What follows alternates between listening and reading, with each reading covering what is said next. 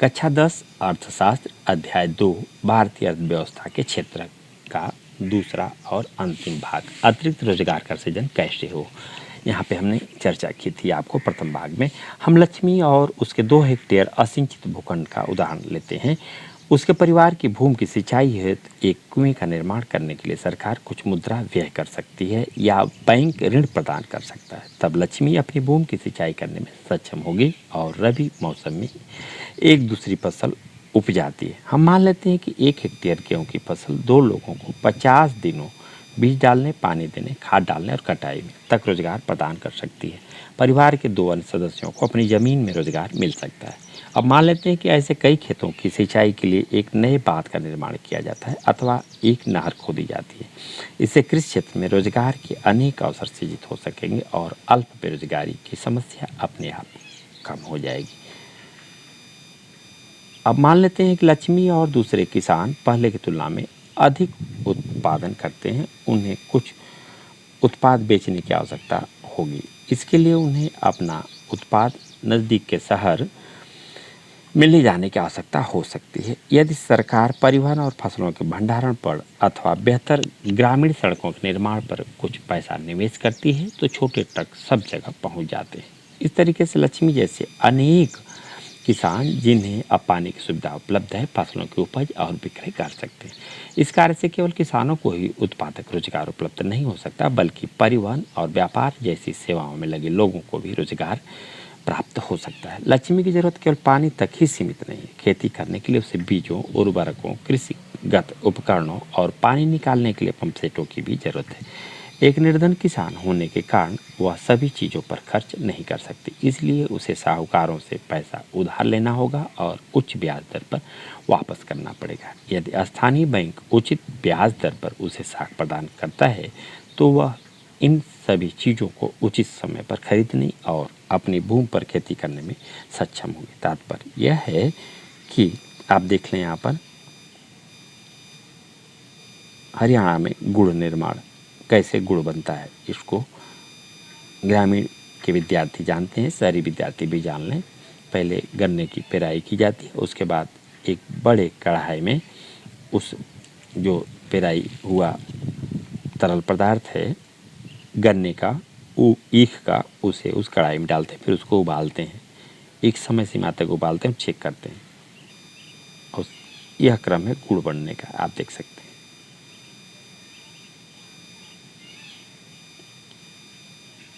आगे देखें आप, साथ ही साथ कृषि में सुधार के लिए किसानों को सस्ते कृषि साख भी प्रदान करने की जरूरत है। अध्याय 4 मुद्रा एवं साख में कुछ आवश्यकताओं का हम सब अध्ययन करेंगे। हम एक अन्य तरीके से इस समस्या का समाधान कर सकते हैं। वह तरीका है अर्ध ग्रामीण क्षेत्रों में उन उद्योगों और सेवाओं की पहचान करना और उन्हें बढ़ावा देना जहां बहुत अधिक लोग नियोजित किए जा सकें। जैसे मान लेते हैं अनेक किसान अरहर और मटर दलहन फसलें उपजाने का निर्णय करते हैं। इनकी वसूली और प्रसंस्करण के लिए तथा शहरों में विक्रय करने के लिए दाल मिल की स्थापना एक ऐसा ही उदाहरण है। शीत भंडारण गृहों के खुलने से किसानों को एक अवसर मिलेगा कि वे अपने आलू और प्याज जैसे उत्पादों का भंडारण कर सकें और अच्छी कीमत मिलने पर बेच सकें। वन क्षेत्रों के निकटवर्ती गांवों में हम शहद संग्रह केंद्रों की शुरुआत कर सकते हैं जहां किसान वनों से प्राप्त शहद बेच सकें। सब्जियों और कृषिगत उत्पादों जैसे आलू, शकरकंद, चावल, गेहूं, टमाटर और फल इत्यादि जिसे बाहरी बाजारों में बेचा जा सके के लिए प्रसंस्करण उद्योगों की स्थापना की जा सकती है।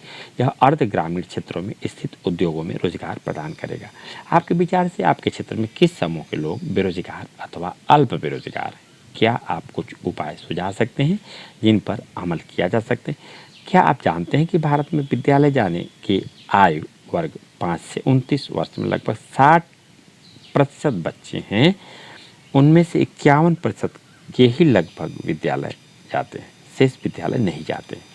वे या तो घर पर रहते होंगे या उनमें से अधिकतर बाल श्रमिक के रूप में काम कर रहे होंगे। यदि ये बच्चे भी विद्यालय जाने लगे तो हमें और अधिक आप देखें और अधिक भवनों, अध्यापकों और अन्य कर्मचारियों की आवश्यकता होगी। योजना आयोग पूर्व, इस समय तो बदल गया है, इसका नाम हो गया है नीति आयोग। वर्तमान में नीति आयोग द्वारा किए गए एक अध्ययन के अनुसार अकेले शिक्षा क्षेत्र में लगभग 20 लाख रोजगारों का सृजन किया जा सकता है। इसी प्रकार यदि हमें स्वास्थ्य की स्थिति में सुधार करना है तो हमें ग्रामीण क्षेत्रों में काम करने वाले और अधिक डॉक्टरों, नर्सों और स्वास्थ्य कर्मचारियों की आवश्यकता पड़ेगी। एक कुछ ऐसे तरीके हैं जिसमें रोजगार का सृजन होगा और विकास के महत्वपूर्ण पहलुओं पर विचार कर पाने में सक्षम होंगे, जिन पर हम अध्याय 1 में पहले ही चर्चा कर चुके हैं। इन तस्वीरों को साथ में भी आप देखते चलें। कार्य करने के तरीके विविध प्रकार के। प्रत्येक राज्य या प्रदेश में वहाँ के निवासियों की आय और उनके रोजगार में वृद्धि करने की संभावना होती है। यह पर्यटन अथवा क्षेत्रीय शिल्प उद्योग अथवा सूचना प्रौद्योगिकी जैसे नवीन सेवाओं के माध्यम से हो सकता है। इनमें से कुछ के लिए समुचित योजना एवं सरकारी सहायता की आवश्यकता होगी। जैसे योजना आयोग के अध्ययन के अनुसार यदि पर्यटन क्षेत्र में सुधार होता है तो हम प्रतिवर्ष 35 लाख से अधिक लोगों को अतिरिक्त रोजगार प्रदान कर सकते हैं।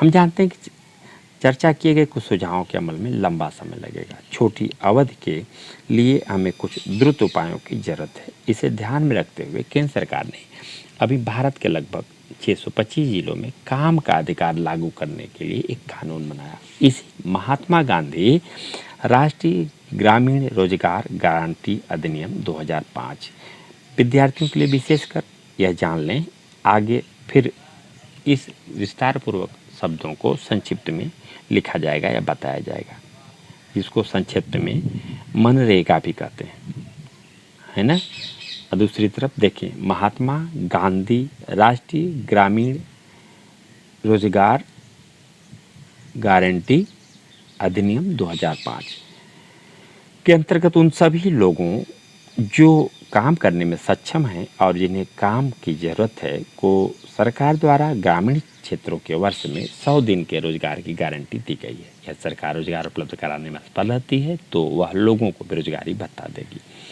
अधिनियम के अंतर्गत उस तरह के कामों को वरीयता दी जाएगी जिसमें भविष्य में भूमि से उत्पादन बढ़ाने में मदद मिलेगी। इन सब पर विचार करें।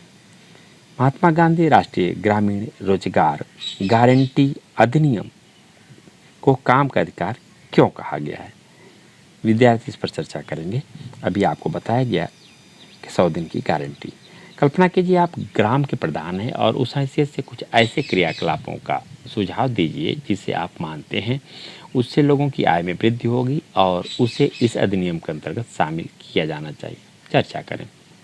यदि किसानों को सिंचाई और विपणन सुविधाएं उपलब्ध कराई जाती हैं तो रोजगार और आय में वृद्धि कैसे होगी, शहरी क्षेत्रों में रोजगार में वृद्धि कैसे की जा सकती है। आगे देखिए आप, संगठित और असंगठित के रूप में क्षेत्रकों का विभाजन। अब हम आर्थिक कार्यों को विभाजित करने के एक अन्य तरीके का परीक्षण करते हैं। इसे लोगों के नियोजन होने के आधार पर देखते हैं।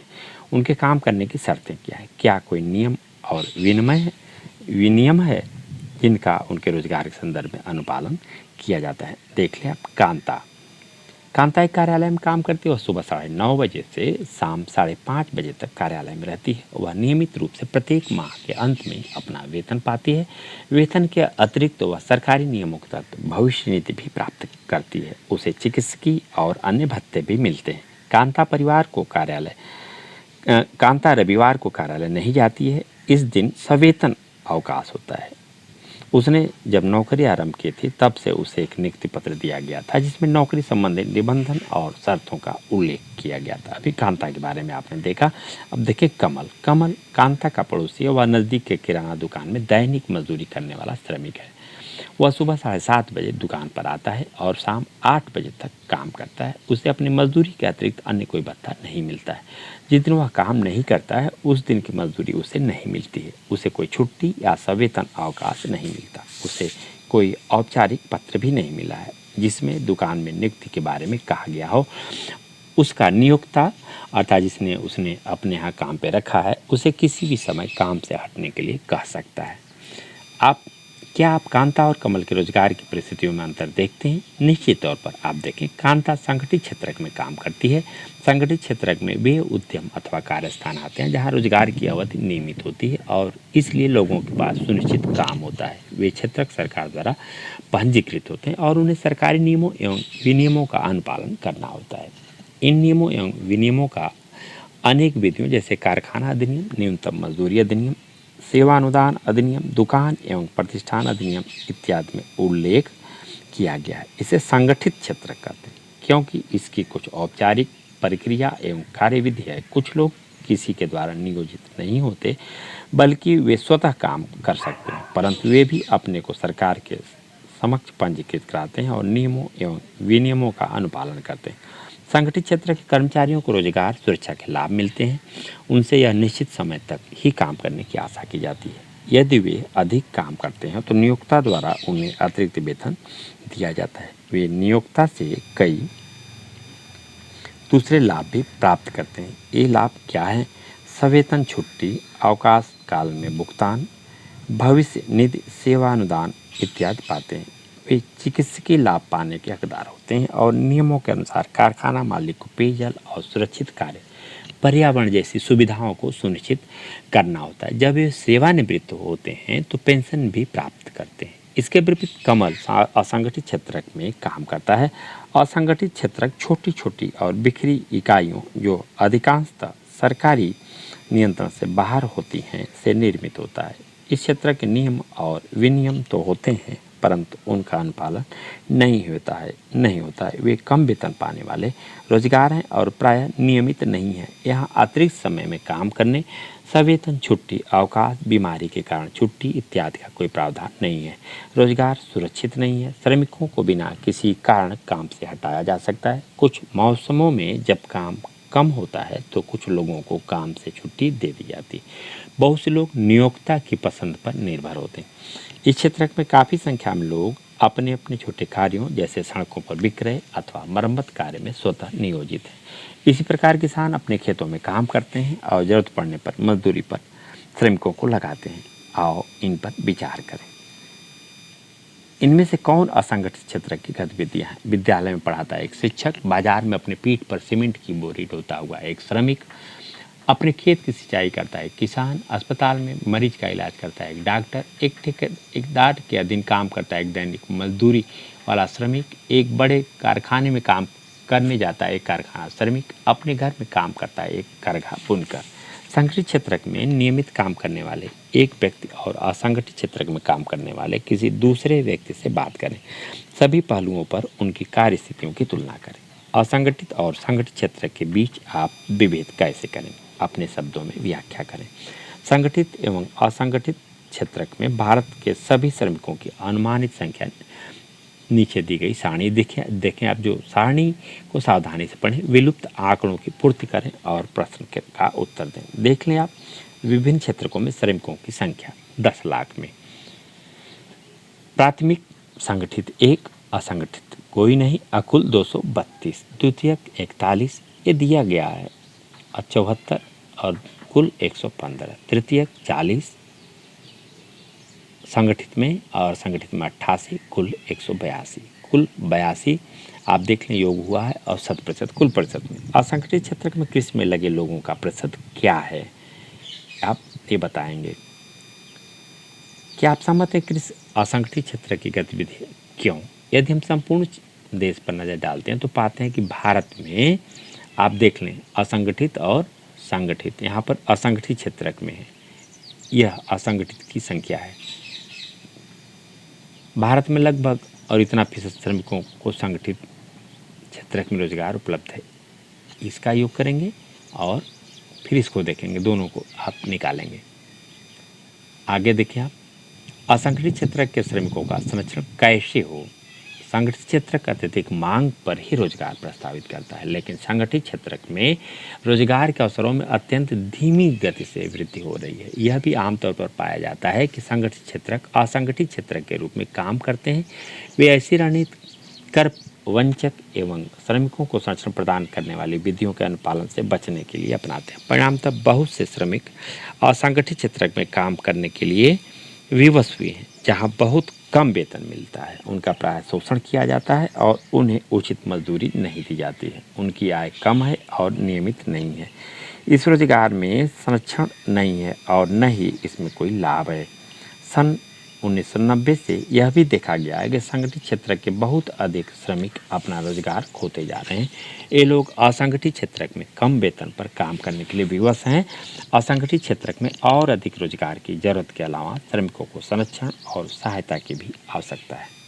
चित्रों को देखें आप। जब कारखाने बंद हो जाते हैं तब अनेक नियमित श्रमिक सब्जियां बेचते या ठेला खींचते या कुछ अन्य काम करते देखे जाते हैं। हम आगे देख लेते हैं इसको। लाचार लोग कौन है जिन्हें संरक्षण की आवश्यकता है? ग्रामीण क्षेत्रों में असंगठित क्षेत्र के मुख्यतः भूमिहीन कृषक श्रमिकों, छोटे और सीमांत किसानों, फसल बटाईदारों और कारीगरों जैसे बुनकरों, लुहारों, बढ़ई और सुनार से रचित होता है। भारत में लगभग 80% ग्रामीण परिवार छोटे और सीमांत किसानों की श्रेणी में आते हैं। इस किसानों को समय से बीज, कृषि उपकरणों, साख भंडारण सुविधा और विपणन केंद्र की पर्याप्त सुविधा उपलब्ध कराने की जरूरत है।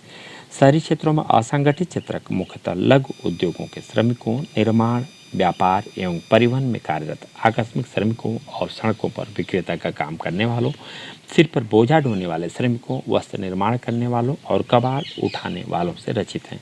लघु उद्योगों को भी कच्चे माल की प्राप्ति और उत्पाद के विपणन के लिए सरकारी मदद की आवश्यकता होती है। आकस्मिक श्रमिकों को शहरी और ग्रामीण दोनों क्षेत्रों में संरक्षण दिए जाने की जरूरत है।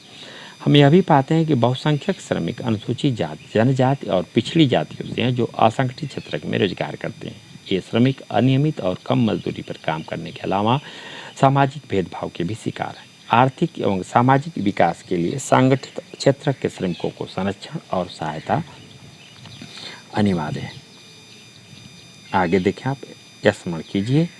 हमारे चारों ओर अनेक आर्थिक गतिविधियां संचालित होती हैं। उन पर तर्क संगत ढंग से विचार करने के लिए वर्गीकरण की प्रक्रिया अपरिहार्य है। हम क्या निष्कर्ष चाहते हैं? इस आधार पर वर्गीकरण की अनेक कसौटियां हो सकती हैं। वर्गीकरण की प्रक्रिया वस्तुस्थिति का मूल्यांकन करने में सहायता करती है। आर्थिक गतिविधियों को 3 क्षेत्रों प्राथमिक, द्वितीयक और तृतीयक में विभाजित करने के लिए कार्य के स्वभाव के को कसौटी के रूप में उपयोग किया गया। इस वर्गीकरण के आधार पर हम भारत में कुल उत्पादन और रोजगार की पद्धति का विश्लेषण करने में समर्थ हुए। इसी प्रकार हमने आर्थिक गतिविधियों को संगठित और असंगठित क्षेत्र में विभाजित किया और इस विभाजन का प्रयोग इन दोनों क्षेत्रों में रोजगार की स्थिति देखने के लिए किया। वर्गीकरण अभ्यासों से व्युत्पन्न सबसे महत्वपूर्ण निष्कर्ष क्या थे? वे समस्याएं और समाधान क्या थे जिनकी ओर संकेत किया गया? क्या आप जानकारियों को इन सारणी में संक्षिप्त रूप में व्यक्त कर सकते हैं? देख लें आप। आर्थिक क्रियाकलापों का वर्गीकरण, प्राथमिक, द्वितीयक और तृतीयक, कार्य का स्वभाव, सबसे महत्वपूर्ण निष्कर्ष, इस्तेमाल की गई कसौटी, यहाँ पे जो बताया गया आपको, इंगित समस्याएं और उनका समाधान कैसे किया जा सकता है। संगठित और असंगठित, स्वामित्व आधारित क्षेत्र, सार्वजनिक और निजी क्षेत्र। आर्थिक गतिविधियों को क्षेत्रकों में वर्गीकृत करने का एक अन्य तरीका हो सकता है। परिसंपत्तियों का स्वामी और सेवाओं की उपलब्धता के लिए जिम्मेदार व्यक्ति कौन है? सार्वजनिक क्षेत्र में अधिकांश परिसंपत्तियों पर सरकार का स्वामित्व होता है और सरकार ही सभी सेवाएं उपलब्ध कराती है। निजी क्षेत्र में परिसंपत्तियों पर स्वामित्व और सेवाओं के वितरण की जिम्मेदारी एकल व्यक्ति या कंपनी के हाथों में होता है। रेलवे अथवा डाकघर सार्वजनिक क्षेत्र के उदाहरण हैं, जैसे Tata iron and steel company limited, TISCO अथवा रिलायंस इंडस्ट्री लिमिटेड जैसी कंपनियां निजी स्वामित्व में हैं। निजी क्षेत्र की गतिविधियों का ध्येय लाभ अर्जित करना होता है। इनकी सेवाओं को प्राप्त करने के लिए हमें इन एकल स्वामियों और कंपनियों को भुगतान करना पड़ता है।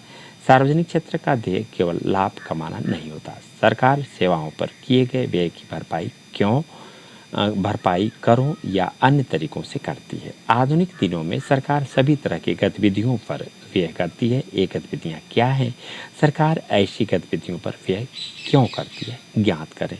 ऐसी कई चीज़ें हैं जिनकी अवधारणा समाज के सभी सदस्यों को होती है, परंतु जिन्हें निजी क्षेत्र उचित कीमत पर उपलब्ध नहीं कराते हैं। क्यों? क्योंकि इनमें से कुछ चीज़ों पर बहुत अधिक पैसे खर्च करने पड़ते हैं जो निजी क्षेत्रों की क्षमता से बाहर होती हैं। इन चीज़ों का इस्तेमाल करने वाले हजारों लोगों से पैसा एकत्र करना भी आसान नहीं है। फिर यदि वे चीज़ों को उपलब्ध कराते हैं तो इसकी ऊंची कीमत वसूलते हैं, जैसे सड़कों, पुलों, रेलवे, पत्तनों, बिजली इत्यादि का निर्माण और बाढ़ आदि से सिंचाई की सुविधा उपलब्ध कराना। इसलिए सरकार ऐसे भारी व्यय स्वयं उठाती है और सभी लोगों के लिए इन सुविधाओं को सुनिश्चित करती है। कुछ गतिविधियां ऐसी हैं जिन्हें सरकारी समर्थन का जरूरत पड़ती है। निजी क्षेत्र उन उत्पादों एवं व्यवसायों को तब तक जारी नहीं रख सकते जब तक सरकार उन्हें प्रोत्साहित नहीं करती। जैसे उत्पादन मूल्य पर बिजली की बिक्री से बहुत से उद्योगों में वस्तुओं की लागत उत्पादन में वृद्धि हो सकती है। अनेक इकाइयाँ, विशेषकर लघु इकाइयाँ बंद हो सकती हैं। यहाँ सरकार उस दर पर बिजली उत्पादन और वितरण के लिए कदम उठाते हैं जिस पर ये उद्योग बिजली खरीद सकते हैं। सरकार लागत का कुछ अंश वहन करती है। इसी प्रकार भारत सरकार किसानों से उचित मूल्य पर गेहूं और चावल खरीदती है, इसे अपने गोदामों में भंडारित करती है और राशन दुकानों के माध्यम से उपभोक्ताओं को कम मूल्य पर बेचती है। आपने कक्षा 9 में खाद्य सुरक्षा अध्याय में इसके बारे में पढ़ा है। सरकार लागत को कुछ भाग वहन करती है। इस प्रकार सरकार किसानों और उपभोक्ताओं दोनों को सहायता पहुंचाती है। अधिकतर आर्थिक गतिविधियां ऐसी हैं जिनकी प्राथमिक जिम्मेदारी सरकार पर है। इन पर व्यय करना सरकार की अनिवार्यता है, जैसे सभी के लिए स्वास्थ्य और शिक्षा सुविधाएं उपलब्ध कराना। हमने पहले अध्याय में कुछ गतिविधियों पर विचार किया है। समुचित ढंग से विद्यालय चलाना और गुणात्मक शिक्षा, विशेषकर प्राथमिक शिक्षा उपलब्ध कराना सरकार का कर्तव्य है। भारत में निरक्षरों की संख्या विश्व में सबसे अधिक है। इसी प्रकार हम जानते हैं कि भारत के लगभग आधे बच्चे कुपोषण के शिकार हैं और उनमें से 1/4 गंभीर रूप से बीमार हैं। हमने शिशु मृत्यु दर के बारे में पढ़ा है। उड़ीसा 44 अथवा मध्य प्रदेश 47 का शिशु मृत्यु दर विश्व के कुछ निर्धनतम भागों से अधिक है। सरकार को भी मानव विकास के पक्षों जैसे सुरक्षित पेयजल की उपलब्धता, निर्धनों के लिए आवासीय सुविधाएं और भोजन एवं पोषण पर ध्यान देने की जरूरत है। सरकार का यह भी कर्तव्य है कि वह बजट बढ़ाकर अत्यंत निर्धनों की और देश के पूर्णतया उपेक्षित भागों की देखभाल करे। सारांश में आप देखें, हमने इस अध्याय में हमने आर्थिक गतिविधियों को कुछ सार्थक समूह में विभाजित करने के तरीकों का अध्ययन किया। इसका एक तरीका यह परीक्षण करना है कि गतिविधि प्राथमिक, द्वितीयक और तृतीयक क्षेत्र में से किससे संबंधित है। भारत के विगत 30 वर्षों के आंकड़े प्रदर्शित करते हैं कि यद्यपि जीडीपी में सबसे अधिक योगदान तृतीयक क्षेत्र में उत्पादित वस्तुओं और सेवाओं का है, लेकिन रोजगार अधिकांशतः प्राथमिक क्षेत्र में ही मिलता है। हमने यह भी देखा है कि देश में रोजगार और अवसरों की वृद्धि के लिए क्या किया जा सकता है। दूसरे वर्गीकरण में हम संगठित या असंगठित क्षेत्र में काम करने वाले लोगों पर विचार करते हैं। अधिकांशतः लोग असंगठित क्षेत्र में काम कर रहे हैं और उनके लिए संरक्षण अनिवार्य है। हमें सार्वजनिक और निजी क्षेत्रों की गतिविधियों के बीच अंतर का अध्ययन किया और देखा कि सार्वजनिक गतिविधियों को कुछ निश्चित क्षेत्रों पर केंद्रित करना अनिवार्य क्यों है। आगे देखिए आप, अभ्यास के लिए विद्यार्थियों के लिए प्रश्न, सही विकल्पों का प्रयोग कर रिक्त स्थानों की पूर्ति करना है। सेवा क्षेत्र में रोजगार में उत्पादन के समान अनुपात में वृद्धि हुई है, नहीं हुई है, इसको विद्यार्थी खुद भरेंगे। आप देख लें, क्षेत्र के श्रमिक वस्तुओं का उत्पादन नहीं करती है। तृतीय, आप लिख कौन सा सही है। क्षेत्र के अधिकांश श्रमिकों को रोजगार सुरक्षा प्राप्त होती है। संगठित, असंगठित, भारत में खाली स्थान अनुपात में श्रमिक असंगठित क्षेत्र में काम कर रहे हैं, बड़े छोटे। कपास एक उत्पाद है और कपड़ा एक उत्पाद है, प्राकृतिक विनिर्मित। प्राथमिक, द्वितीयक और तृतीयक क्षेत्रों की गतिविधियां स्वतंत्र, परस्पर निर्भर, सार्वजनिक और निजी क्षेत्र के आधार पर विभाजित है। रोजगार की शर्तों, आर्थिक गतिविधि के स्वभाव, उद्यमों के स्वामित्व, उद्यम में नियोजित श्रमिकों की संख्या। एक वस्तु का अधिकांशतः प्राकृतिक प्रक्रिया से उत्पाद, रिक्त स्थान क्षेत्र की गतिविधि है। प्राथमिक, द्वितीयक, तृतीयक, सूचना प्रौद्योगिकी। किसी वर्ष में उत्पादित रिक्त स्थान कुल मूल्य को सकल घरेलू उत्पाद कहते हैं। आप देख सकते हैं इसमें सभी वस्तुओं और सेवाओं, सभी अंतिम वस्तुओं और सेवाओं, सभी मध्यवर्ती वस्तुओं और सेवाओं, सभी मध्यवर्ती एवं अंतिम वस्तुओं और सेवाओं। सकल घरेलू उत्पाद के पदों पर वर्ष 2013-14 के बीच तृतीय क्षेत्र की हिस्सेदारी कितने प्रतिशत है, और आप देख सकते हैं आगे मेल करना है आपको। कृषि क्षेत्र की समस्या, असिंचित भूमि, फसलों का कम मूल्य, कर्ज भार, मंदी काल में रोजगार का भाव, कटाई के तुरंत बाद स्थानीय व्यापारियों का अनाज बेचने की व्यवस्था है। सामने जो दिए गए हैं इनसे आप मेल करेंगे कौन किसके साथ सटीक बैठता है। विषम की पहचान करें और बताएं ये क्यों। पर्यटन निर्देशक, धोबी, दर्जी, कुम्हार, शिक्षक, डॉक्टर, सब्जी विक्रेता, वकील, डाकिया, मोची, सैनिक, पुलिस, कांस्टेबल, MTNL, भारतीय rail, air India, jet Airways, all India radio. विषम अर्थात लगभग सब एक समान है, इनमें से कोई एक उससे अलग है, इसको आप छांट लेंगे, अलग कर लेंगे। 107 ने सूरत शहर में काम करने वाले रोजगार लोगों का अध्ययन करके निम्न आंकड़े जुटाए। सरकार द्वारा कार्यस्थान, रोजगार के प्रकृति, श्रमिकों का प्रतिशत। सरकार द्वारा पंजीकृत कार्यालयों और कारखानों में संगठित 15%, औपचारिक अधिकार पत्र सहित बाजारों में अपनी दुकान, कार्यालय और क्लिनिक 15%, सड़कों पर काम करने वाले लोग, निर्माण श्रमिक, घरेलू श्रमिक 20%, छोटी कार्यशालाओं में काम करते लोग जो प्राय सरकार द्वारा पंजीकृत नहीं हैं। इस प्रकार से आप तालिका को पूरा कीजिए। इस शहर में असंगठित क्षेत्र में श्रमिकों का प्रतिशत क्या है, प्रयास करें आप। क्या आप मानते हैं कि आर्थिक गतिविधियों का प्राथमिक, द्वितीयक एवं तृतीयक क्षेत्र में विभाजन की उपयोगिता है? व्याख्या कीजिए कि कैसे। इस अध्याय में आए प्रत्येक क्षेत्र को रोजगार और सकल घरेलू उत्पाद पर ही क्यों केंद्रित करना चाहिए? क्या अन्य वाद पदों का परीक्षण किया जा सकता है? चर्चा करें। जीविका के लिए काम करने वाले अपने आसपास के वयस्कों के सभी कार्यों की लंबी सूची बनाइए। उन्हें आप किस तरीके से वर्गीकृत कर सकते हैं? अपने चयन की व्याख्या कीजिए। तृतीयक क्षेत्रक अन्य क्षेत्रकों से भिन्न कैसे हैं? 100 उदाहरण व्याख्या कीजिए। प्रच्छन्न बेरोजगारी से आप क्या समझते हैं? शहरी और ग्रामीण क्षेत्रों से उदाहरण देकर व्याख्या कीजिए। खुली बेरोजगारी और प्रच्छन्न बेरोजगारी के बीच विभेद कीजिए। और आप देखें आगे, भारतीय अर्थव्यवस्था के विकास में तृतीय क्षेत्र कोई महत्वपूर्ण भूमिका निभा रहा है। क्या आप इससे सहमत हैं? अपने उत्तर के समर्थन में कारण दीजिए। भारत में सेवा क्षेत्र दो विभिन्न प्रकार के लोग नियोजित करता है। ये लोग कौन हैं? असंगठित क्षेत्र में श्रमिकों का शोषण किया जाता है। क्या आप इस विचार से सहमत हैं? अपने उत्तर के समर्थन में कारण दीजिए। अर्थव्यवस्था में गतिविधियां रोजगार की परिस्थितियों के आधार पर कैसे वर्गीकृत की जाती हैं? संगठित और असंगठित क्षेत्रों में विद्यमान रोजगार परिस्थितियों की तुलना करें। मनरेगा 2005 के उद्देश्यों की व्याख्या कीजिए। अपने क्षेत्र के उदाहरण देकर सार्वजनिक और निजी क्षेत्र की गतिविधियों एवं कार्यों का तुलना तथा वैषम्य कीजिए। अपने क्षेत्र से एक उदाहरण देकर जो तालिका दी गई पूरा करिए और चर्चा करिए। सुव्यवस्थित प्रबंधन वाले संगठन, कुव्यवस्थित प्रबंधन वाले संगठन, सार्वजनिक क्षेत्र और निजी क्षेत्र। सार्वजनिक क्षेत्र की गतिविधियों के कुछ उदाहरण दीजिए और व्याख्या कीजिए कि सरकार द्वारा इन गतिविधियों का क्रियान्वयन क्यों किया जाता है।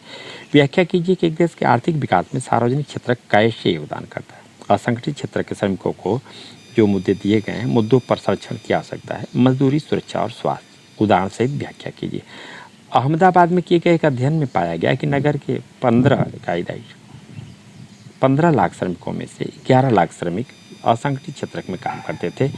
वर्ष 1997-98 में नगर की कुल आय 600 करोड़ रुपए थी। उनमें से 320 करोड़ रुपए संगठित क्षेत्र से प्राप्त होती थी। इन आंकड़ों को तालिका में प्रदर्शित कीजिए। नगर में और अधिक रोजगार सृजन के लिए किन तरीकों पर विचार किया जाना चाहिए? तालिका देखिए। आप तीनों क्षेत्रकों का सकल घरेलू उत्पाद रुपए करोड़ में दिया गया है। प्रथम पहले वर्ष है प्राथमिक, द्वितीयक, तृतीयक। 2000 में 52,000, 48,500 और 1,33,500। 2013 में 8 लाख और इधर 8,05,000, 10,74,000 और 38,68,000।